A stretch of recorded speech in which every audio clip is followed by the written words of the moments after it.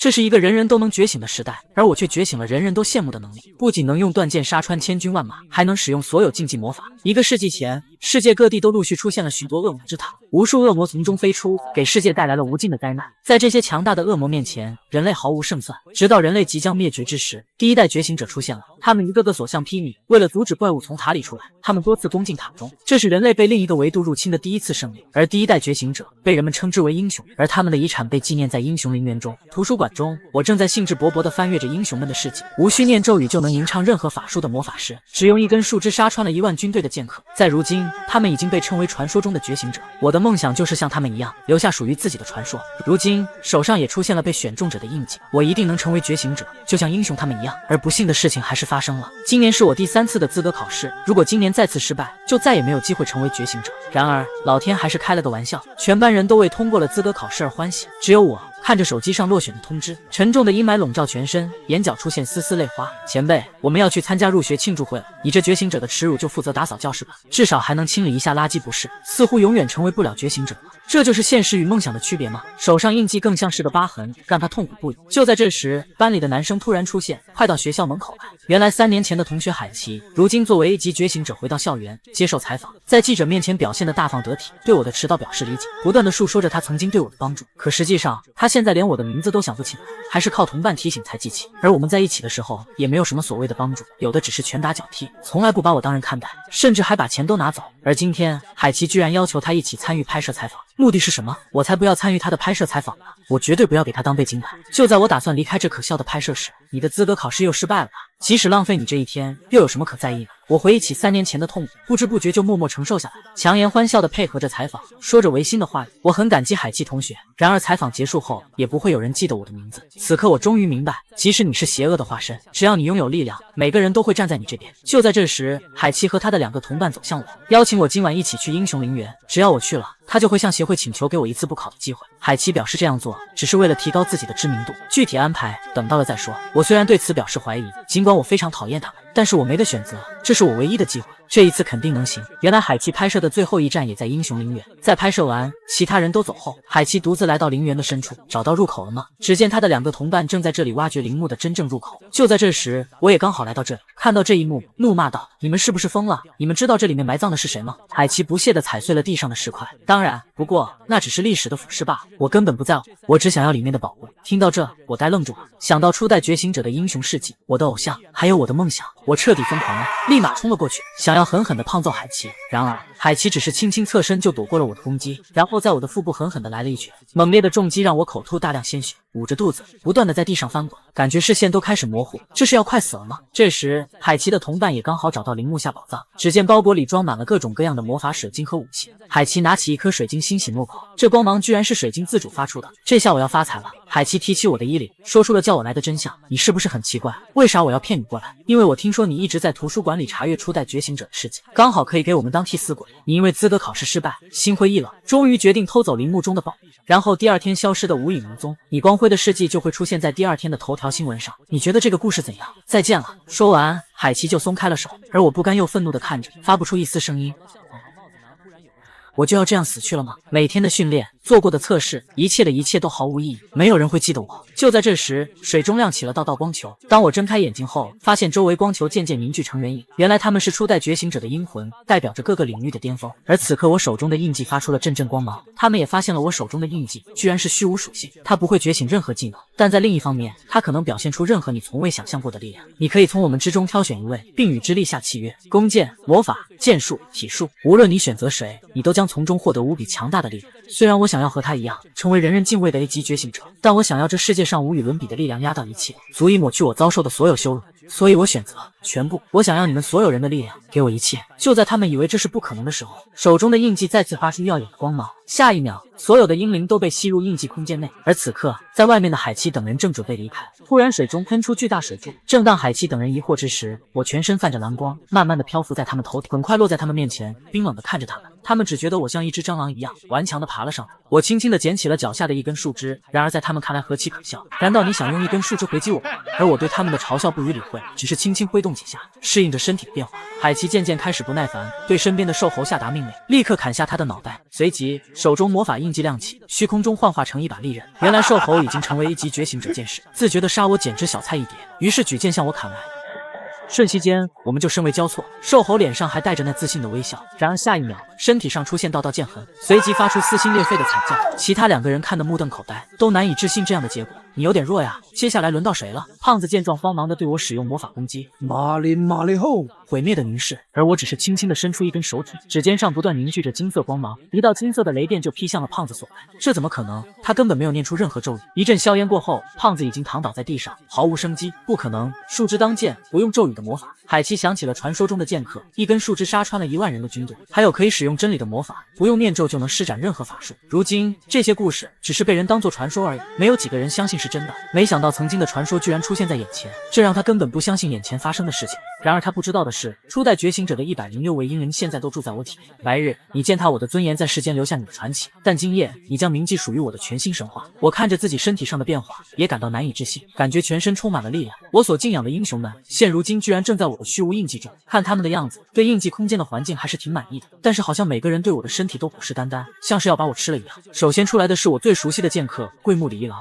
曾凭借一根树枝杀穿了上万只怪物组成的军队，没想到还有人记得我。小子，你打算怎么做？然而我误会了，我还以为他说的是海奇。然而在他面前，海奇只不过是个垃圾，毫不在意。我说的是他后面那东西。我这时才注意到异常，海奇身后那装宝物的包裹正发出诡异的光芒。我急忙上前想要查看情况，却误以为我要对他不利，惊慌的在虚空中幻化出武器。我抬手挥出一拳，身体受控制的螺旋起飞，重重的飞出了数十米。给我让开！包裹不断冒出无数邪恶的黑色之气，瞬间巨大的能量从中喷涌而出，无形的威压一下子笼罩了四周。这是什么东西？只见一只巨大的怪物出现在眼前，浑身充满了邪恶气息，让人心生恐惧。身后的海奇颤抖地爬起来，惊恐地看到这一幕。恶魔？为啥这里会有恶魔？这是一个来自恶魔之塔中的 BOSS 之一，被初代觉醒者封印在陵墓中，而如今你却把他们拿了出来。一些恶魔通过隐藏和休眠的方式来生存，而这家伙叫虚无的化身，全身都是眼睛的黑球，长满了无数的触手，危险等级超 S 级，一个行走的灾难。它会不断散发出毒气，能把几公里内的所有人杀死。在我那个时代，这样的恶魔很常见，但是对于这个时代的你们就很沉重了。此刻的海奇吓得浑身颤抖，我不能死在这里，说着转身就跑。我连忙提醒他停下来，因为这种怪物会优先瞄准移动的物体。然而为时已晚，只见怪物所有眼睛转向海奇的方向，突然一个触手弹射出去，径直的朝他射去，连忙举剑格挡，然而并没有卵用。随着断剑声的响起，触手紧紧的刺进了他胸膛，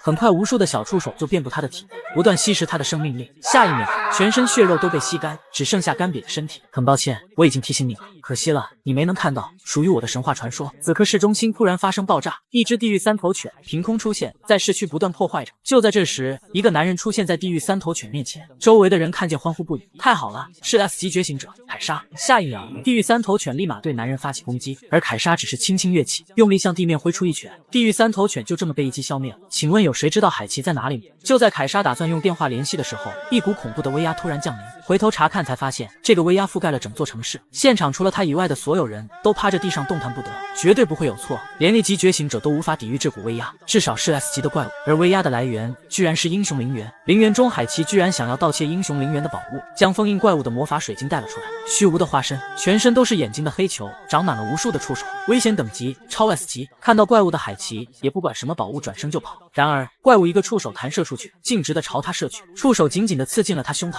不断吸食他的生命力。下一秒，全身血肉都被吸干。桂木里一郎上前搂住我，你还不打算把你的身体给我吗？这可不是现在的你能对付的。而此刻我的体内还传来其他人的声音，都在为争夺我身体的控制权而争吵。这就是你们想要的吗？我可以将身体借给你们所有人，但是我只有一个条件，让我见识下你们到底有多强。总有一天我会超越你们所有人。听到这话，众英灵都很惊讶。桂木里一郎见状也是无奈，看来不能独享这个身体了，那就开始吧，我先上了，伙计们。哈！随着一剑斩下，怪物的触手就被斩成了无数段，而手中的树枝也断成了2截，而怪物的反击也接踵而来，随即切换英灵，轻轻侧身躲过，然后对着触手就是一掌，直接就把触手拍断。趁着这个机会，我赶紧俯身捡起地上的木棍，对怪物挥舞着长棍，接着一个倒立旋转，旋风腿，借用触手的力量，借力打力，重重的将怪物砸在地上。怪物随着地面的破碎被弹飞到空中，我立刻拿起地上的弓箭，瞄准发射，无数箭矢同时命中怪物。听到怪物的惨叫声，我并没有停下来，这只是刚刚开始，还没见识完英灵们的全部实力。随即我跟怪物大战了300回合，各自职业技能被我一一使出，最后我来到海奇的尸体旁。捡起他的断剑，而这时怪物也被我的攻击吓怕，转身就跑，同时还控制着2根触手向我袭来。随即我的眼睛泛起电光，全身被闪电覆盖，触手瞬间化为了焦炭。高高跃起，结束吧！必杀技，一刀2断。要是等级提升了，我们就死，让他立刻从眼前消失。所以我们现在必须杀了他。随后一道怪物被劈成了2半，终于在所有英灵的帮助下击杀了怪物。然而此刻，不远处的树枝上，一只乌鸦目睹了我击杀怪物的全过程。在城市的另一边，一群怪兽尸体被一只一只的堆叠在一起，而怪兽的最上方，一个男人正坐在那里打着电话。什么？已经被打败了？看来我还是慢了一步。知道是谁击杀的吗？通过乌鸦传回的讯息，是一名训练学院的学生。听到这名男子一下子有了兴趣，我想见见他。男人正是目前世界上最强的觉醒者千元。校长好心让我参加补考测试，我却把校长办公室给炸飞上天。训练学院中，全校的同学都在为昨晚的威压感到心悸，还有的学生大夸其词。你知道吗？杀死那怪物的人就是我。然而这样的话，肯定没有人相信。已经10年没出现新的 S 级觉醒者了，居然还有传言说昨晚的怪物是我们训练学院的学员。而故事的主人公正步履蹒跚地从他们身边走过，昨晚的英灵附身让他感觉身体被掏空。就在这时，一个壮硕的身影突然窜出，将我撞倒在地。这样的失败者不可能是 S 级的觉醒者。桂木里一郎出现在我面前，看着狼狈的我，就你这样还想超越我们？昨天的傲气哪去了？随即环顾四周，感应着整个学院的气息，表示如今这个时代的觉醒者已经堕落到普通人的水平。如果恶魔之塔再次出现，这个世界将会面临毁灭。就在这时，桂木里一郎在人群中感应到一股强大的气息。就在他思索之际，我却接到了老师的紧急通知，立即前往操场参加补考测试。这让我感到意外。所有同学听到这个消息都表示好奇，还是第一次听说觉醒者考试还可以补考的。所有人都打算看我笑话。第一项测试100米短跑，平均时间3.6秒，历史记录2.7秒。顺着一声枪响，我瞬间冲到了终点，成绩1.2秒，打破了历史记录。看戏的众人都被这一幕惊得目瞪口呆。第二项测试3000米长跑，平均时间4分20秒，历史记录3分17秒，而我轻轻松松就跑出了1分17秒。接着是120秒的俯卧撑，平均次数215次，历史记录418次，我的成绩840次。卧推，平均重量400千克，历史记录620千克，我的成绩1280千克。众人看到现在，再次惊掉下巴。在他们面前，我像是换了一个人似的，不再是那个3年都考试失败的弱者。而他们不知道的是，我对自己的表现也感到震惊不已。难道又是你们的力量？而经过桂木里一郎的讲解，才知道，经过昨晚的一战，我的身体早已经脱胎换骨。而此刻，校长办公室中，世界最强的觉醒者千元正拿着平板看着我的资料。原来正是千元的建议，才让我有了这次补考的机会。校长站在旁边，对此次突然的补考感到疑惑。只因我3年来体能上表现都还算不错，但是却一点魔力迹象都没有。我觉得这是浪费您的时间。然而千元却对我充满了信心。魔力测试现场，全校学生都前来围观，而我来到测试风扇面前，需要在10分钟内用魔力控制风扇转动，平均得分1513转，历史记录4022转。过去3年不管我怎么努力都无法使出魔力，更别说控制风扇转动了。但是我现在能感受到，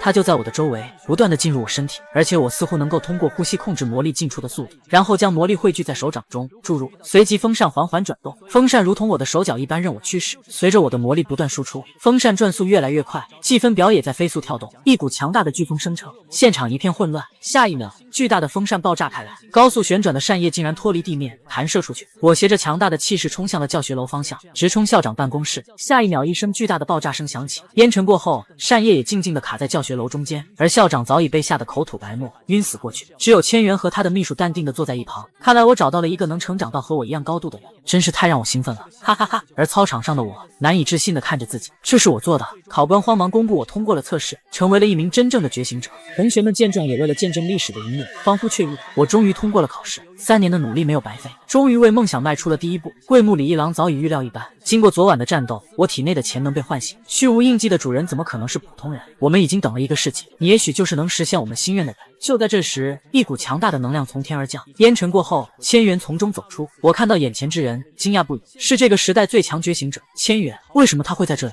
居然还主动向我握手。恭喜你通过了考试，成为一名合格的觉醒者。正在我懵逼之时，千元居然提出了一个额外的测试考验，那就是打我一下。我不敢相信自己的耳朵，这是在做梦吗？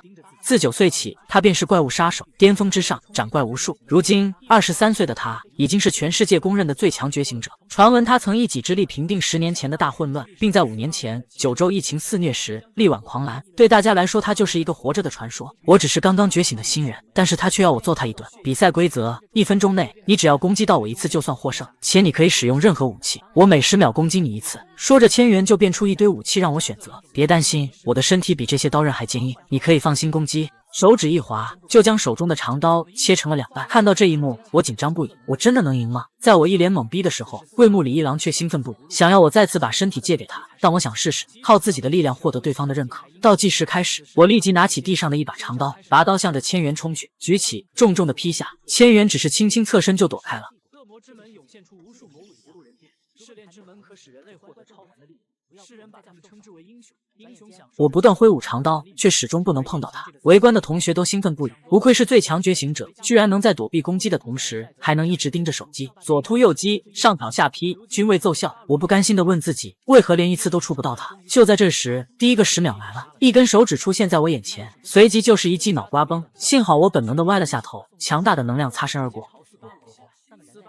回头望向地面，一条深深的沟壑出现在我眼前。如果刚刚被击中，我就挂了。这还是测试吗？此刻，千元看着我感到疑惑。他在我身上感受不到力量波动，却躲过刚刚致命一击。而我知道，不能这样下去了，必须找回昨晚战斗的感觉。立刻调整呼吸，再次举刀挥去。随着我的攻击，挥刀的速度越来越快。我的变化让千元一惊，围观人群都惊呼起来。速度越来越快，就连相机都快无法捕捉到我们的动作。然而我知道，这样的速度还是不够，必须更快。下一个10秒来临，千元弯腰躲闪我的攻击，同时伸出一个弹指，一股恐怖的能量宣泄而出，直接命中我的胸膛。我被击飞数十米，直至撞击到教学楼上，整个身体嵌入进去。我猛然吐出一口鲜血，太棒了，太棒了！我的对手是最强觉醒者，如果换成以前，早已经死了。虽然以我目前的实力，不可能通过他的测试，即便如此也没有关系。随即我再次冲向千元，然而此刻千元已经对我失去了兴趣。你的表现让我很失望，该结束了。说着就用手刀重重的给我来了一下，我的视线随即变得模糊。你的实力确实很强，但是那只是针对普通人而已，还远远没有达到我想要的水平。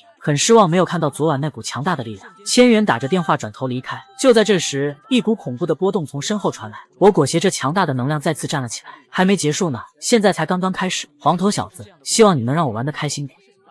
他是古代最强觉醒者之一，桂木李一郎，仅凭一根树枝就能杀光上万头怪物。而他是现代公认的最强者，千元曾一己之力平定大混乱，如今借由我的身体展开古今最强之战。千元眼中闪烁着兴奋之光，这正是他渴望的战斗。没错，就是这个。昨晚那股强大的气息再次出现，但为何他似乎判若两人？是某种神秘技能的作用吗？不管怎样，眼前之人已化身为怪物。李一郎对千元的愣神感到愤怒，刀狠狠劈下，速度与力量大幅度提升。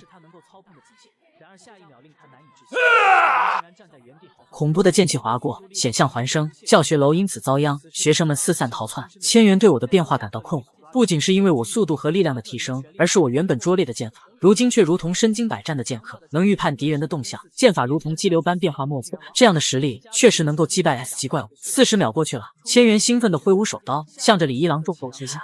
然而李一郎轻松闪避，仿佛这样的攻击只是微风拂面。你的攻击太弱了，李一郎冷笑道，随即发起反击。千元跃起躲避，太厉害了，你比我想象中还强。围观的学生们目瞪口呆，不敢相信眼前这一幕。然而看着千元，桂木李一郎却感到无趣。放下所谓的规则来战吧，被束缚的你真是难看，让我见识下你真正实力。说着就再次冲了过去，如你所愿。随即将脚边的石子踢向了武器堆，下一秒，所有的武器漫天飞舞，高高跃起，抓住其中的关公刀。来吧，我们继续。说着举刀劈下，刀光剑影，两人在空中大战了300回合。而此刻我的体内，其他英灵们都兴奋地看着热闹。李一郎看起来很开心啊，真是令人羡慕。可惜借用小鬼的身体作为媒介，还无法发挥出全部实力，这样打下去可能会输。而此刻的我看着外界他们俩的战斗，眼神专注，不敢放过一丝细节。左突右击，上挑下劈，努力模仿李一郎的动作。我想变强。此刻外界在双方的不断撞击下，武器双双崩断。该死的，身体有点不受控制，要到极限了吗？千元兴奋地扔掉手中的断刀，他终于找到了一个能打的对手了，未来的路将不再寂寞。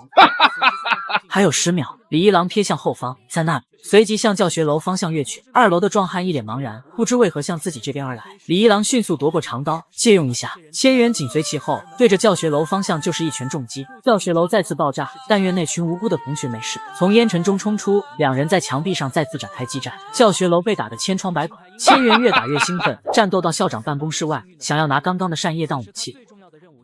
瞬间，李一郎感受到对方气场发生了变化，第一次感到了危机。只见巨大的扇叶被高高举起，重重的砸下。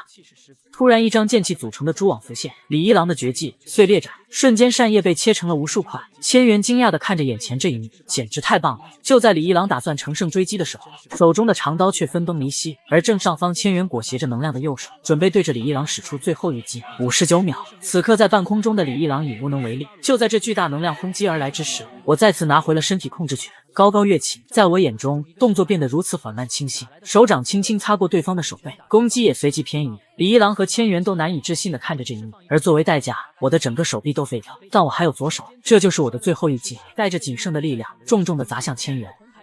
真正的战斗是强者之间的互相碰撞，从攻防之中不断的寻找获胜的时机，往往只在一瞬间。对于强者之间的对弈，一般不会留下一丝间隙，如同围棋一般密不透风。但是这小鬼居然在那一瞬间把握住，就连我也没看见的那一丝丝机会，对于他来说，或许是踏上强者道路的第一步。我带着最后的希望，直飞冲天，用最后的力量一拳挥向千元。什么？在我以为稳操胜券的时候，不可思议的事情发生了。只见千元一只手还摆着刚刚攻击的姿势，而另一只手居然能在这瞬间抓住我挥出的拳头。可恶，就差一点点，就这么结束了。然而在我彻底放弃的时候，千元却微微一笑，抓着我的拳头，向着他的脸轻轻靠上。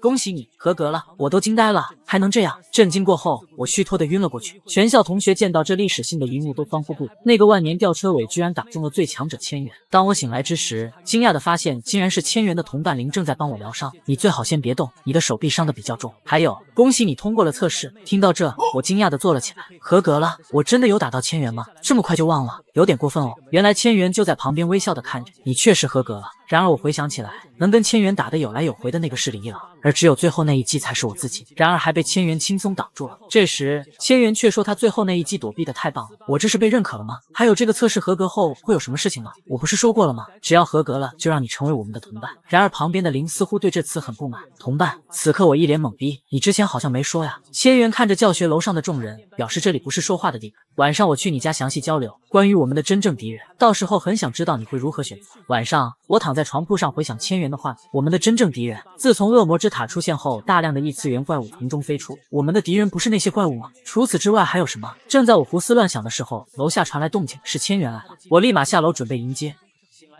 然而看到是却是老妈躺倒在地上，这到底是怎么回事？看到远处的沙耶即将遇袭，只见一个男人正坐在我家厨房，吃着老妈忙活着一天的晚餐。你是谁？对我妈做了什么？很高兴见到你，我叫灰谷无狼 ，S 级觉醒者，是千元那家伙的同伴。你赶紧收拾好行李，我们马上前往根据地。然而我才不管他说什么，愤怒地挥出拳头，猛烈一击却是什么也没有打到。灰谷却悄然出现在我背后，你这是怎么了？我可不喜欢开玩笑哦。听着对方戏谑的话语，玄关地板上躺着的母亲回想起小时候的点点滴滴。从小我的父亲就离开了人世，是母亲一个人辛苦把我养大。为了庆祝我通过了考试，今晚特意煮了丰盛的晚餐。我转头狠狠看下对方，我再说一遍，你对我妈做了什么？而印记空间内，初代英灵都看着眼前这一幕，这就是现代的 S 级觉醒者。作为小鬼的对手刚刚好，作为我们的宿主，让我们看看你如何应对。我只因为被附身了一次，就学会了所有职业的技能。晚上我在家发现老妈倒在地上，而家里不知什么时候多了一个人。你说的是你妈妈呀？你猜猜怎么样？可爱的小不点生气了，说着举起手刀就向我劈来。我冰冷的看着，抬起手来就轻轻接住，一个旋转，手臂向下甩动。灰谷难以置信的看着自己失去了平衡，然后直直的飞出了窗外。印记空间的英灵看到这一幕也是惊讶，这不是我的绝技神之手吗？没想到这小鬼就见过一次就学会了。灰谷一个翻身重新站起来，刚刚怎么回事？难道是太极？感觉被自己的力量甩飞出去。情报上不是说这家伙只会剑术，而且非常莽撞。我光着脚从碎石中走出，浑身包裹着强大魔力。我再给你一次机会，回答我的问题，你到底对我妈做了什么？哎呀，你现在的表情我很喜欢，告诉你也无妨，是毒，剧毒无比且无药可救。运气好的话，还有机会留下遗言。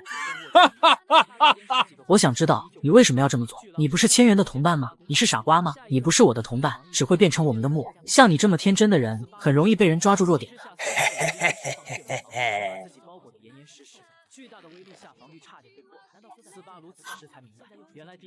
就在这时，我的脚被踩中，下一秒，灰谷就对着我的脸颊上挥出一拳。虽然我及时的拉开了距离，但是脸颊上还是被划出了一道伤痕，随即伤口处布满了毒素。原来灰谷指甲中涂满了剧毒，名为幻想虫毒，只要1分钟，毒素就会入侵全身，到时候神仙难救。获得解药的条件是加入组织，否则就去死吧。没办法，我只能对着印记空间内说道：药师之王瓦兰塔，等会可以告诉我解毒方法吗？听到对方肯定的回答后，我对现在的的毒素就没放心上。如今我体内居住着这世界上最强的仙族，不管是哪个职业，都到达了巅峰，所以你对于我来说一点恐惧的理由都没有。灰谷见我依旧表现得如此淡定，没有一丝即将面对死亡的恐惧，感到愤怒无比。我要让你见识下真正的苦，这一击剧毒会让你生不如死。我侧身躲过，而我身后的树木瞬间枯萎。眩晕拳能对12级的巨狼起到作用。地精见状不妙，赶紧拉开距离。斯巴鲁知道他的接释放血线，紧紧缠住狼头，全力高高跃起。随后在我的一套连招下，灰谷节节败退。被逼急的他双手并拢，对我使出最后的杀手锏。然而这一招对我没用，我轻而易举的就破开他的攻击，直击他的腹部，随即对着灰谷使出龙爪，疯狂攻击。接着是连根拔起，一个上抛，灰谷被狠狠抛上了高空。我抬起手指，指尖不断的汇聚着能量，噼啪作响。真理魔法，去死吧！灰谷现在都难以置信，这是为什么呀？我的毒为什么对他一点作用都没有？下一秒，空中绽放出耀眼的光芒，众英灵都目睹了这奇迹般的一幕。大家都看见了吧？这小鬼只是被我们附体过一次，居然就把我们的技能学去了，这就是虚无印记的力量吗？真是太强了！如果把它培养起来，学会了我们所有人的能力后，那将是人类前所未有的高度。你敢相信，原本害羞腼腆的药师之王附身男主身体后，就发出猥琐的笑声，在男子的下方指指点点。一群黑衣人在城市上空飞奔，速度行动，确保在千元他们赶来前完成任务。组织已经开始行动了，我们也不能落下。你好啊！这时千元突然出现在身后，你们已经是最后一批了。说着就伸出手指，就来了一击脑瓜崩。领头之人就在惊恐中见了上帝。解决完后，千元连忙打电话询问林那边的情况，而林也正好赶到我家上空。然而他惊讶地发现，我好像来晚了，那个 S 级的觉醒者已经被解决了。千元也赶到了我家，看着我完好无损，开心不已，连忙询问是否有人中毒了，他这边可以帮忙解毒。然而已经没事了，我母亲现在已经安然无恙，正躺着沙发上休息。而空间中的李一郎却吐槽道：“怎么会没事？刚刚要不是瓦兰坦及时调配出解药，他们两个都已经见上帝了。”原来在打倒敌人后，瓦兰坦立马附身，控制我的身体在灰谷身上提取血钱。看事情都解决了，千元连忙向我道歉。原来我白天和千元打斗的视频被传开，因此我被很多组织盯上了。千元之所以来晚了，就是在解决这些组织的问题。而地上这个 S 级觉醒者根本不是千元的同伴，只是想冒用千元的名义带我离开。这时林突然冒出，表示任务已经完成。只见之前战斗所破坏的建筑居然已经恢复如新，那我们就进去谈谈正事吧。关于你今后的选择，我不同意，那太危险了。千元正在劝说我妈，让我成为她的同伴，并前去她那里训练，而我却兴奋无比，能成为最强觉醒者的同伴，也就离我的梦想更近一步。从小我都为此努力，不管受了多重的伤也不曾改变。我无法保证她绝对安全，但是你也想看看变强后的她吧，成为不亚于英雄们一样高度，完成自己的梦想。经过一番劝说后，我妈终于还是同意了。第二天我就拿着行李出发了。老妈，我走了，照顾好自己，过年的时候记得回来。瞬间心中涌起一股不舍，泪水几乎要夺眶而出。然而当我在车上打开老妈做的便当时，我再也控制不住，眼泪不断涌出。一路无言，很快我们就来到了大山之中。我们到了，这是一所被国家认可的觉醒者部队预言组织。我看着眼前的建筑惊叹不已。而此刻2楼窗户上，一名男子正盯着下方，又有新人来了。只见房间中聚集着5个人，似乎对新人都有不同的想法。2名女子对新人表现的漠不关心，而黄发似乎很开心能有新同伴。而红发男子走到窗户旁，同伴吗？那就让我亲自来确认下他是否有那个资格。我拿着行李看着这基地，惊讶不已。就在这时，空中突然出现一个人影，看招！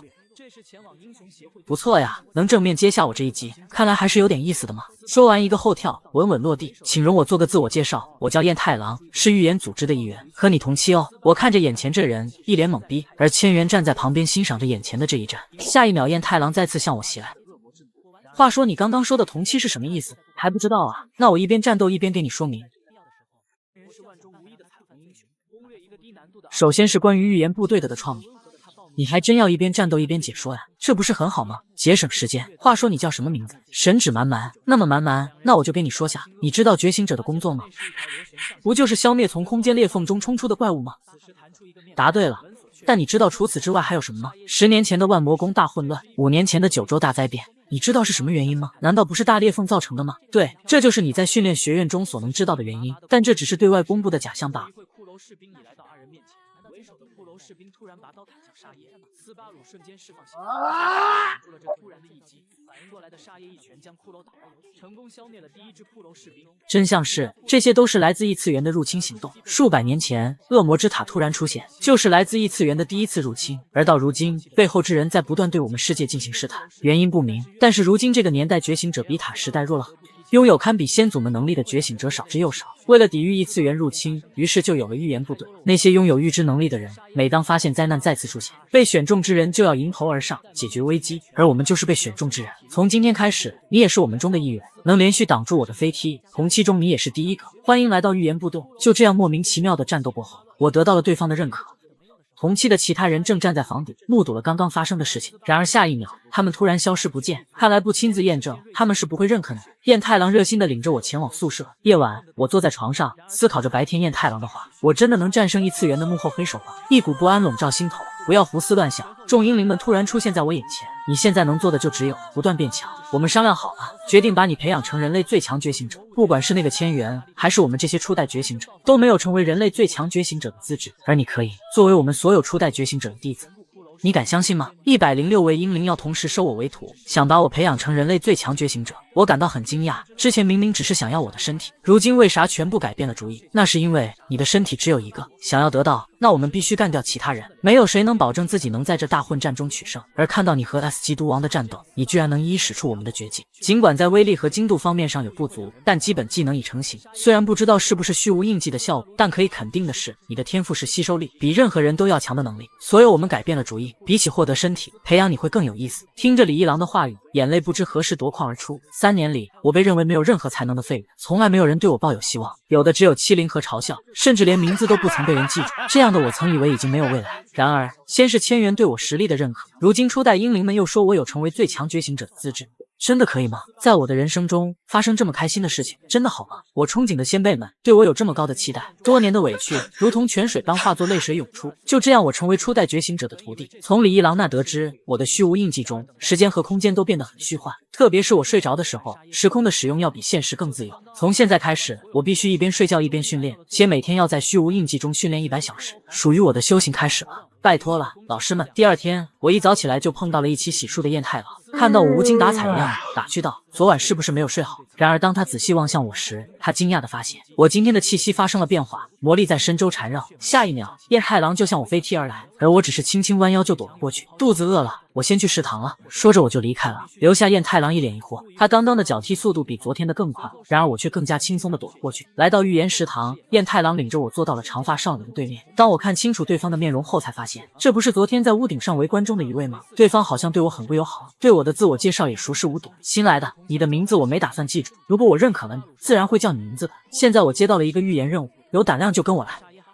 就是现在，沙耶心领神会，立刻一个箭步朝爆。在浩瀚的历史长河中，人类意外发现了一本被誉为毁灭之书的古老预言典籍，而这是人类发现的最早一本预言之书。这本书的笔记虽显稚嫩，却详细记载着未来80年间世界将面临的重大灾难。每个预言若成真，都将给世界带来毁灭性的破坏。1945年，当人类深入南极大陆，在厚厚的冰层下3000米处，这本神秘的书籍重见天日。当探险家巴纳德·罗素翻开书页，第一行字便映入眼帘：“你好，巴纳德。1945年3月17日11点35分，天气晴。”探险家巴纳德发现毁灭之书，这一发现震惊了世界，人类决定相信书中的预言。月球背面，宇宙巨幕，攻击性病原菌。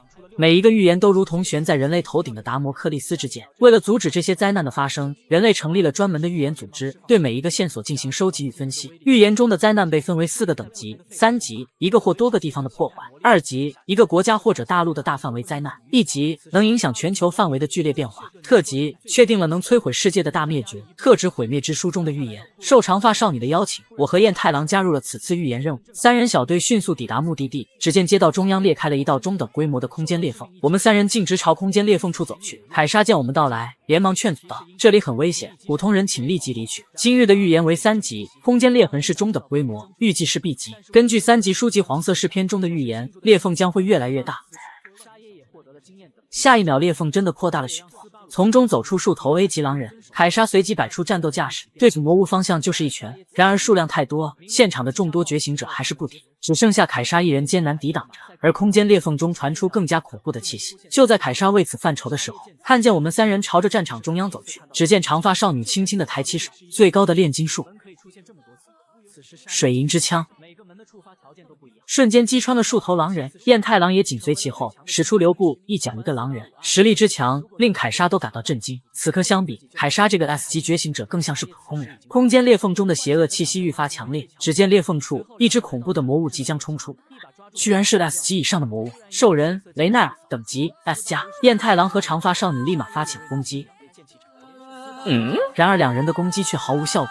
看来普通的物理攻击很难对这魔物造成伤害。与此同时，魔物向着长发少女的方向袭来。就在他打算凝聚水银防御时，我立马站到了他的前面，用手掌挡住了魔物的冲撞。接着一股强大的力量从手掌处发出，穿透进魔物的身体中，随即发生了猛烈的爆炸。众人看到这一幕都目瞪口呆，一击就打败了超 S 级的魔物。果然今天早上的不是错觉，蛮蛮在一个晚上的时间变强了。我感受着自己身体的变化，这是昨晚训练圣拳的成果，穿透外层的防御，从内部进行破坏。我开心地看向后面的少女，现在可以告诉我你的名字了吧？她微笑道。谢小公谢。这个世界存在着各式各样的预言之书，而人类为了阻止预言中的事情发生，成立了一个国家级别的预言组织，并将预言分为4个等级：3级一个或多个地方的破坏，2级一个国家或者大陆的大范围灾难，1级能影响全球范围的剧烈变化，特级确定了能毁灭世界的大灭绝。目前特指毁灭之书中的预言，每当预言发生，组织就会派遣被选中之人前往解决危机。今天小宫西邀请我们参与此次3级预言任务，迅速将空间裂缝周围的魔物清理干净。他们两人熟练地站在裂缝处，新来的我们打算进去了。在一旁的凯莎听到这话，吓得不轻。裂缝里面可是异次元，情理之点。然而我没有一丝犹豫，径直地向裂缝处跑去。随着我们3人的进入，凯莎都看呆了。对于她来说，根本没有勇气踏进空间裂缝。他们难道就是传闻中的秘密组织？来到空间裂缝中，里面就有无数头狼人向我们袭来。而小宫西打这些狼人已经轻车熟路，只是一击万箭齐发，就瞬间秒掉了他们。我和燕太郎在后面轻松看戏。就在这时，一头狗熊出现在小宫西面前，燕太郎立即上前帮忙抵挡，轻松戏耍这只笨熊。一套华丽连招过后，还不忘摆出一个帅气的造型。我看准时机，模仿燕太郎的攻击，给狗熊又来了一套一模一样的连招，对着燕太郎调侃道：“是这样子吗？”很快我们解决一路上的杂兵，一路来到裂缝空间的最深处。一个庞大的身影从天而降。BOSS 失明的牛头人，等级 S 加。小宫西毫无畏惧，立马发出了攻击。至高的炼金术师，只见牛头人脚下出现了一道炼金术魔法阵，黄金炼成，瞬间无数把黄金宝具从中飞出。小宫西不断消耗魔力，对牛头人进行压制。燕太郎看到这华丽的输出，瞬间会意，正打算上前给牛头人致命一击，然而在后面的我看得很清楚，小宫西的攻击对牛头人毫无效果。在他们对我表示疑惑时，牛头人动了。此时怪物淡定地说：“你以为你变强了就看不起我是吧？真有胆量！试炼本就是残酷。”看到这一幕，两人都难以置信。牛头人毫发无伤地站在他们面前。炼金术师刀柄在我身后浮现，可惜了，这么优秀的人才啊！那个姑娘能在这个年龄，居然能在炼金术上的造诣能达到这样的高度，只可惜使用方法不对。这个 BOSS 的物理抗性是100%。蛮蛮，借用下你的身体，让我来为那个姑娘示范下真正的炼金术。随即来到小宫西旁边，凝聚出大量水银。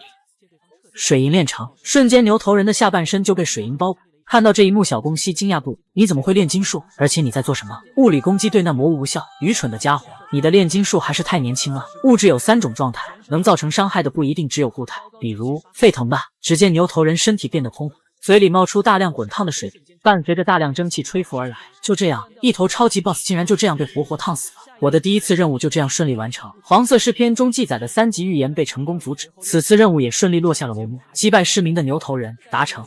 男人只是因为秒杀了一头 BOSS， 竟被紧急派去调查神秘的小镇。在这个世界中，每个人的能力都源自手上独特的印记，决定了他们的职业道路。有操纵魔法的魔法师，有力量超群的武者，还有擅长刀剑之术的剑客。而如今我却能使用出多种能力，这让小宫西感觉不可思议，也因此承认了我的实力。离开空间裂缝后，我们就打算回去提交报告，给众人留下帅气的背影，让人仰慕。很快就回到了预言组织本部。当我们来到研究室第3会议室时，发现这里已经有人了，正是同期中的红毛，当初站在中间的那位。既然人都到了，那大家都一起听听吧。随即立原市长打开分析小组送来的影片，只见影片中只有一个烧得通红的物体，这其实是一本预言之书。它被发现于被烧焦的火山带，一直被搁置至今。经过 X 射线和 AI 的最新技术，已经破译了一部分内容，其中有一条关于岛国的预言。听到这，众人都十分震惊，因为已经很久没有发现全新的预言了。由于所有的正式成员都外出了，所以我想拜托4位去帮忙调查下，详细情况已经发送到你们邮箱。请各位立刻出发。因此我们就稀里糊涂的接了此次特别任务。关于此次预言信息即时，任务等级位置，而主要做的只是调查，出现任何意外情况，请确保自身安全，必须等待正式成员前来再行动。由于目的地比较远，大伙基本都在车上睡着了，只有小宫西强撑着，最后还是抵挡不住身体传来的困意，很快就睡了过去。然而当他再次醒来的时候，车上只剩下他一个人。小宫西气冲冲地跑下来指责众人：你们这群人到了为什么不叫醒我？快看前面！小宫西这才反应过来，大家的反应不对劲，连忙看下前方，只见一个巨大的魔字形成的魔法阵笼罩在这片区域的上方。我们还是来晚了，预言已经发生了。根据资料上描述，这水晶柱中的骸骨应该就是那23位村民。此次预言和30年前歌山消失的公寓很接近，那次预言差一点打开了异次元通道。就在这时，紫色水晶发生异动。就在这俩怂货在犹豫该怎么办的时候，红毛立马站了出来，表示就由他阻止吧。这是把市长的警告给无视了呀！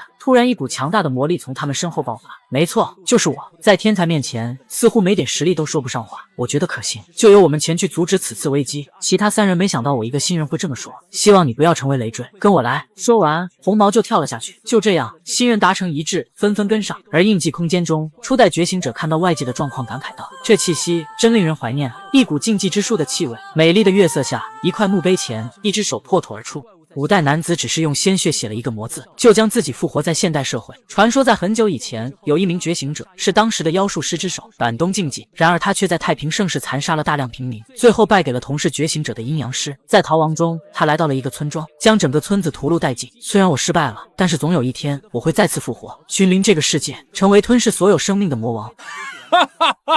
用血液刻画的魔阵，献祭阵中所有生命，复活到现世。我们一行4人作为新人，本来只是前来调查此次预言的，但是没想到现场情况如此糟糕，我们就自作主张前往阻止。BOSS 板东竞技，等级未知。只见板东站在月色下，熟悉着刚刚复活的身体，力量还没有完全恢复，看来是祭品的数量不够。就在这时，我们4人从背后冲出，对着板东使出各自绝技。然而对于他来说，来得正好，我的食物好像有了。下一秒，男子手臂一挥，自己就瞬移出攻击范围，同时我们脚下出现了一个魔法阵，瞬间被恐怖的爆炸波包围。烟尘过后，幸好大家都没有大碍，但是我发现了不对劲，立马提醒空中的2人小心脚下的魔法阵。然而还是晚了，无数血手缠绕着他们，使得他们无法动弹。就在板东觉得稳操胜券之时，我突袭到他身侧，守在一旁焦急的突然弹出一个个红色面孔，五星之门任务失败，即将扣除天空之中时间，下一步天空之中12台。锐减至49天。一套连招过后，我都怀疑自己的眼睛，对方居然只用了1根手指就接下雷击。就在这时，黄毛看准机会，使出剑技金斩花，只见无数刀刃从4周刺向板东，可惜还是被轻松躲了过去。你不会以为这样就能打败我吧？我从没想过这种程度攻击就能打倒你。下一秒，黄毛举起长剑，对着地面重重刺去。秋季，更多的剑雨袭来，然而板东对于这一击没有一丝恐惧，华而不实罢了。下一秒，板东就对着红毛冲去，看来你就是他们中最强的。我在一旁看着2人的交战，不知该如何是好。板东给我的感觉就跟千元和李一郎一般，深不可测。就在这时，小宫西和彦太郎也爆发全力，周身的血手被一一震开，2人立马冲去帮忙。碍事的家伙只是向后轻轻挥动手臂，3个不同颜色的魔法阵就出现在他们面前，随即出现3头是神海鬼。小宫西和彦太郎本想一击解决掉他们，然而全力一击下，他们居然毫发无伤。这些家伙居然跟失明的牛头人同等级别。绿色的海鬼来到我面前，我这是被小看了，现在没有人能帮助你了。听到这话的红毛像是被刺激到，一刀挥出，血液飞溅，板东身上留下深深的伤痕。有帮助的必要吗？我一直都是独来独往，我一个人就足够解决各种魔物。这个世界上可以依赖的东西只有自己的力量。板东看着自己身上的伤痕，表示很认同红毛的说法，根本不需要什么火，全部都吃掉就好了。说完，瞬间变得更加狂化，疯狂向红毛攻去。就在节节败退时，我飞奔而来。板东看到我的到来，难以置信，自己召唤的是神，居然只剩下下半身站立在原地。下一秒，我的拳头也到了。板东被我狠狠地击飞出去，红毛木讷地看着我，同伴吗？就由我们一起来打倒他。你敢相信这个外表美艳的少年竟然是个活了1000年的老怪物，企图将我们当做他的盘中餐？我一拳将板东击飞，站在红毛身旁，决定共同面对这个敌人。一个人是无法战胜他的。彦太郎和小宫西都被海鬼缠住，一时半会脱不开身。如今只能是我和红毛可以共同对付这个 BOSS， 齐心协力一起打倒吧。然而独来独往的红毛果断拒绝了，我的战斗不需要其他人的帮助，那家伙由我一个人打倒。就在我打算询问为什么时，板东已经攻击而来，一手一个妖术黑暗球瞄准我们。红毛立即挥刀切断对方的手臂，并后跳躲避攻击，而我却没有这么幸运，被这波能量炮正面击中，随即被轰飞出去。板东随即把空中的断手接上，与红毛再次拼杀起来，而被轰飞的我在地上留下深深的直到撞击到一棵树上才停了下来。我缓缓醒来，双手因为刚刚的那一击受伤不轻，还好只是一瞬间的昏迷。另一边，红毛和板东交战激烈，红毛明显处于劣势，这样下去就危险了。能切开一切的刀刃，如今却被这只手挡住了。板东突然发出大笑，全部都成为我的食物吧。下一秒，举手向着红毛拿刀的手臂砍去。斯巴鲁见此再次举起神凿暗暗，这次还是面对如此激烈的战斗场面，我不禁感到胆战心惊。对方是非常厉害的妖术师，居然能使用如此精准的死后复生的禁术。如果在大城市有大量的祭品，这家伙真的可能会作为魔王出现人间，所以必须在这里阻止他，把身体交给我们其中一个。这一次就由我们来打倒他。不要，这不是修行，而是真正的战斗。我不能每次都依靠你们，总要面对的，是吧？还记得当初的诺言吗？我一定要超越你们所有人。听完我的话后，李一郎哈哈大笑起来。去吧，按自己的想法做，让我们看看你修炼的成果。好的，师傅。说完，就向着战场急速而去。战场上，红毛被打得节节败退，艰难挡住板东的手刀。下一秒，红毛被高高的挑飞，板东看准时机，双手凝聚出一个黑暗球瞄准。高空中的红毛手臂已经失去了知觉，长刀脱手飞出。到这里为止了吗？就在红毛打算放弃的时候，一只手接住了长刀，借我一下，剩下就交给我吧。红毛就看着我拿走了他的武器，失去平衡，掉落回地面。此刻，板东的攻击也蓄力完成，冲着我发射而来。一刀流。板东的手臂再次被斩断，呆愣着看着我，你到底是什么人？我叫神指蛮蛮，将成为最强觉醒者的男人。我只是学习了火球术和剑法，就自创了一套组合技能火焰剑技，一边是从1000年前复活过来的妖术师，一边是刚刚起步的天才萌新。你觉得满满能战胜那个妖术师吗？不知道，他不是鲁莽之人，在睡觉之时都会抓住每一次修行的机会。战场上，板东的断手已经重新接上，我们的交锋正式开始。一旁的红毛看着战斗，震惊我的变化，想起之前的话语，心里对同伴的感受正在悄悄发生改变。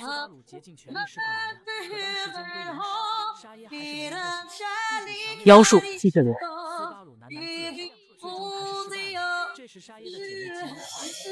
阵脚，你这小毛孩会的技能还挺多。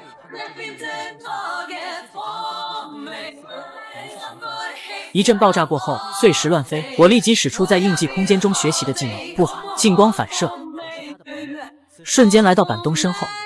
对着板东脑袋就是一刀划过，只可惜还是被躲了过去，仅只是擦伤了脸颊。当我再次袭来时，已经错过时机，攻击被挥手挡下。下一秒，脚下出现了巨大的魔法阵，猛烈的魔法能量炮随即爆发。我从烟尘中飞出，立即调整好状态。我相信，只要我能将师傅们教我的灵活运用在战斗中，我就一定能获胜。板东看着手上的伤痕，难以置信。剑术、体术、魔法、步法，这小鬼还有什么不会的吗？虽然每样都没到精通的地步，但是都运用得很熟练，就感觉所有技能融为一体。英灵们都震惊地看着眼前这一幕，没想到小鬼的成长这么快。但是，只是这样还不足以打败这个妖术师，让我们好好玩玩。禁术，下一秒，整个区域火光冲天。小宫西感受到来自上方的威胁，跳开的同时，一只巨大的骨头砸了下来。众人惊讶地看向了上方，只见一只巨型骷髅突然出现在面前，而板东双手合十地站在骷髅头顶，玩得好开心啊！就到此为止吧。下一秒，巨大的骷髅手向我拍来，英灵们看到这一幕，连忙叫我快跑。还是不行吗？现在的我还是不够强，但是我不甘心。突然脑海里想起了梅雷斯的教导，学习魔法要循序渐进，首先是初级魔法火焰，而李一郎所教的剑法讲究的就是一击斩断，挥剑的瞬间忘记所有迷茫和恐惧。此刻的我左手燃烧着梅雷斯教我的魔法火焰，右手握着李一郎教我的剑道，双手慢慢靠近。下一秒，奇迹发生了，我手握的长刀燃起了熊熊火焰。梅雷斯和李一郎看到这一幕都难以置信。我举起火焰长刀，下地狱吧，板东！说完就一刀劈下，扬言断绝。就这样，板东被劈成了2半，别再回来了。自创技能是有多简单？首先你要先找一把长刀，然后再随便释放个火焰，两者结合，你的自创融合技就成功了。然后随便一剑，巨型骷髅就被劈开，火焰慢慢将其分离。而被劈成2半的板东惊讶地看着这一幕，印记空间中的刀柄看到这一幕兴奋不已。原来如此，这太有趣了。满满的异常之处在于能够使用所有系统的技能，并随意切换。如今居然能同时使用2种能力，并将之融合，自创属于自己的技能。也就是说，未来可能还会更多。听完刀柄的分析，李一郎开心不已。你的未来充满了可能。回到战场上，我已经用尽了最后一丝力量，随时可能倒下。本以为战斗已经结束，然而就在这时，板东断之处不断冒起血泡，很快被斩断的下半身奇迹般再生了。刚刚真是太危险了，如果击中的是脑袋，我真的就挂了。说着就在手里凝聚个黑暗球，我绝望地看着这一幕。就在即将发射之时，一道剑光划过脖子，剑迹山春，红毛一刀划过。板东难以置信地看着自己的脑袋飞起，没想到会是你。话未说完，红毛深知补刀的重要性，立即将板东大卸八块。板东在生命最后的时刻却看到了这一幕，只见红毛一个滑铲过来，稳稳接住即将倒下的我。这场景让他想起了过往，在一个寒冷的冬天，饥寒交迫的板东怀里抱着奄奄一息的哥哥。哥哥，坚持住，很快就会有食物的。然而哥哥还是走了。桥上载歌载舞宛若天堂，桥下如同人间炼狱。从此就只剩下板东一人。在他消亡的最后一刻，突然感觉一个人虽然很轻松，但是好寂寞呀。就这样，曾经最强的妖术师彻底消失了。变太郎和小宫西这时才跑过来询问我们的伤势，大家都活着，真是太好了。就在这时，异变发生，只见空中的结界出现裂痕，整个结界将会在内部崩碎，产生的能量足以吞噬整个小镇。除了我已经晕倒过去，其他3人同时摆出攻击状态，打算在结界崩碎的瞬间使出最强一击，希望能将冲击减弱。这时，我的身体动了，高举长刀，凝聚力量。其实是李一郎再次控制我的身体。满满，干得漂亮，接下来就交给我吧。下一秒，结界彻底破碎，一股恐怖的能量直冲4人。同一时间，在结界外的不远处，3名男子正朝着这里赶来。看到结界彻底破碎，3人都停了下来。看来我们来迟了。就在这时，一股蓝色的能量冲天而起，李一郎的全力一击冲开了结界的能量。3名男子难以置信地看着这一幕，好厉害的剑闪！来人正是前来救援的正式队员，预言组织苏方队队长。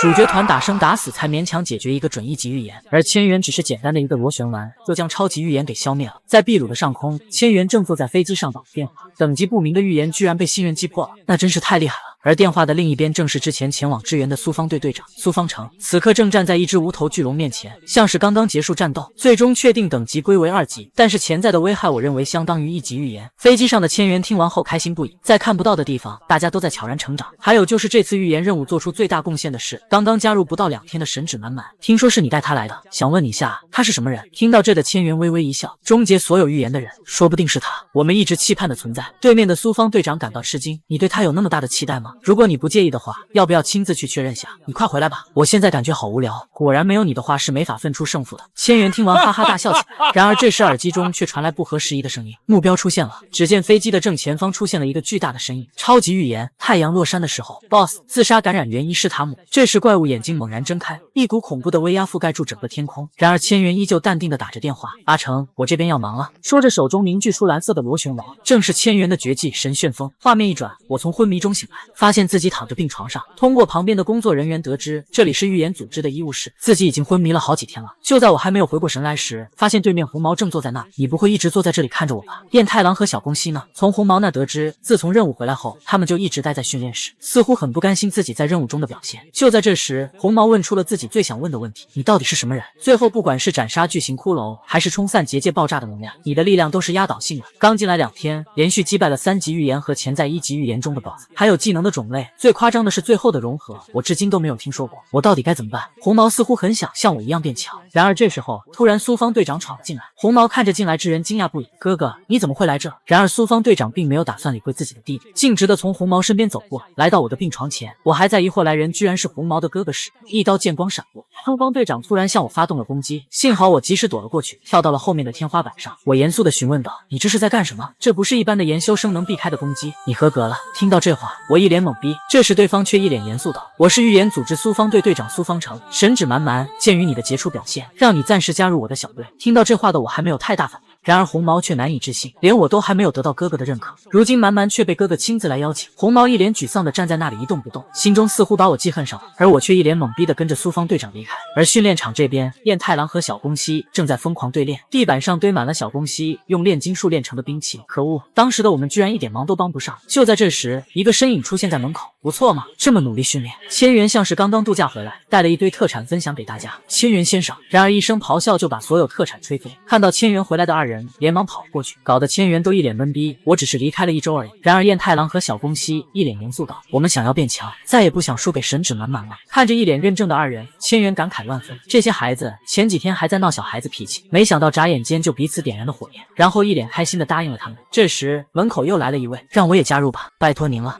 我只是睡了一觉醒来，同期的伙伴都开始视我为劲敌。燕太郎和小宫西从红毛那里得知我已经加入了苏方小队，成为了正式成员，两人都感到很惊讶。而千元似乎想到了什么，这好像是我上一集给阿成的提议。而此刻的我正跟在苏方队长身后，从他那得知明天就有任务，一早就得出发。突然苏方队长停下来叫住我，神指满满，你和真治很熟吗？这问题把我难住了。我们一起才认识2天，只是在板东之战中关系变好了一些。我接了他的剑，他在病床旁陪我到醒来，这应该算关系好了吧？听到我的回答，他也只是淡淡回了句是吗？而同一时间2个空间，哥哥他根本不在乎我，真的很担心真治。就在刚才他只是瞥了我一眼，就在刚才因为伤疼的不忍看下去，想要让哥哥看到我，只有拼命变强，不管你能力强弱，我只希望你平安就好。听到苏方队长对真治的关心，我不禁感慨道，你们兄弟关系真好啊。而苏方队长骄傲的回应，当然了，我总有一天能打败哥哥，弟弟可是我最重要的亲人。我还一厢情愿的觉得他们兄弟感情真好啊。在预言组织内部存在几个正式战斗小队，以少数精锐为宗旨，固定在最小的7人小队，在直接战斗中互相竞争，最终获胜方将被冠以最强之名。飞机上，苏方队的君山尊给我介绍着我们这个队伍的战力，苏方队长占了9层，所以啊，你也不要因为临时加入就逞强，一切交给苏方队长就好了。而我一边听着前辈的教导，一边不停地跟燕太郎他们发信息。君山尊看到我这样子气愤不已，然而他不知道的是这消息有多重要。另一边收到消息的小宫西和真治都气炸，只有燕太郎还比较淡定。一旁千元好奇地凑上前来，只见手机上写着变得更强的一点建议燕太郎篇，变得更强的一点建议小宫西篇，变得更强的一点建议苏方真治篇。千元好奇地翻阅里面具体的方法，这是配合3人各自能力和习惯的具体指导，连我都自叹不如啊。千元转向3人道，真是收到了一份了不得的礼物呢，要做还是不做你们自己决定。然而虽然很生气很不甘心，3人都决定按照上面的训练自己，洗完头等着吧。神旨满满。飞机上我十分感谢师傅们的帮助，消息终于都发送完了。很快我们此行的任务目的地到一处被冰封的雪山上，此次预言任务等级1级，全球冻结。此次灾害会让地面不断结冰，冰冻的范围将指数性扩散，如果放任不管，在不久的将来，蓝星将全部冻结。这种灾祸正在世界各地同时发生，甚至在一些国家的城市中引起了大骚动。苏方队副队长香追真语感叹道，比报告中扩张的还快，看来我们得抓紧时间了。直升机能靠近的极限也就到这，我们从后舱跳下去，前往不要把祸害带到村子。请大家牢记苏方队3原则：1. 以速度为宗旨； 2. 攻势绝不松懈； 3. 劣势扭转乾坤。我静静地站在后面，回想起板东那一战，最后还是依靠李一郎的力量才化险为夷。这次临时入队是向正式队员学习的绝佳机会，这一次一定要靠自己的力量完成任务。就这样跟着他们一同跳了下去。然而这次任务将成为我一生都难以忘怀的挫折。谁能想到一个全球冰封的1级预言，随便一个小兵就是 S+++ 等级的。苏方队众人来到预言所在现场，这里已经完全被冰雪覆盖，目前气温是-37度，比报告中的还低。我感到疑惑，询问俊山，这次的全球冻结预言也是在预言书中记载的吗？不是，这是拥有预言感知技能的人所感知到的预言。这种事虽然还挺多的，但是被归类为1级预言的还是头一次。这时副队长走了过来，很紧张吗？不用太担心，虽然你是第一次接触1级预言，但要相信自己可以的。就是吗？放松放松。预言组织在岛国有8支正式小队，而苏方队的1级预言击破数量可是第一哦。副队长见俊山没脸没皮的样子，连忙大吼道：“也不能太放松了，该有的警惕还是要有的。”就在这时，俊山气场发生了变化，在我的雷达上发现了敌语。这时我才发现，俊山的手指处居然连接着数条金色的能量丝线。魔物在2点钟方向，距离我们200米。下一秒，副队长就行动了起来，在我面前瞬间消失了。没一会就再次出现在队长旁，在俊山的指定地点发现大量魔物，推测等级 S+++，数量大概30只左右。听完副队长的情报后，苏方队长立即下令全员扫荡。下一秒，其他队员全体冲锋，看双方就交战在一起。我惊叹地看着这一切，不管是情报收集还是与魔物对战的实力，这些人都是一流的正式队员。我突然也想上前与他们一起战斗。在得到队长的许可后，我立马进入战斗状态。我解决掉眼前这只魔物后，突然发现另一边的情况好像不对，只听见副队长大喊道：“小心那家伙！”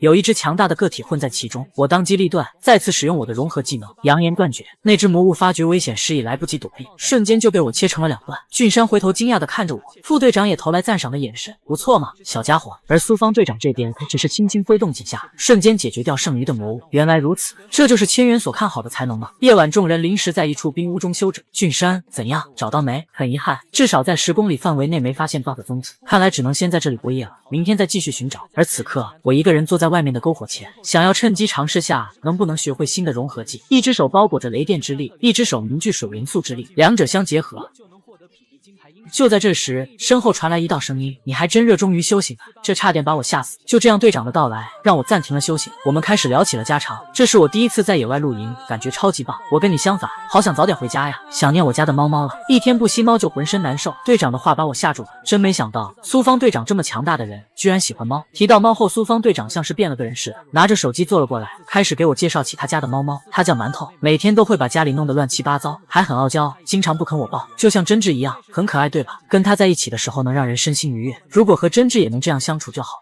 我因为是独生子，不是很明白兄弟间的亲情。既然是你弟弟，那你多关心下他不就好了？兄弟间还是要多接触才能促进感情啊。也对，这么简单的道理我居然都不懂。就在这时，副队长找了过来，你们两个怎么还在这里？要快点休息了，明天还得早起完成任务。就这样度过了一个平静的夜晚。然而在同一时间的雪山脚下，一名神秘男子正走在雪地上，正好被在附近警戒的工作人员发现。这座山如今很危险，现在进去会死的。难道你是觉醒者，是来这完成任务的？而神秘男子只是淡淡的回应道：“确实是来完成任务的。”然而不是为了阻止预言的发生，而是让预言成真罢了。只见男子手中拿着一本蓝色的预言之书。就这样，一个神秘的觉醒者走进了同一座大山之中，这可是很重要的任务。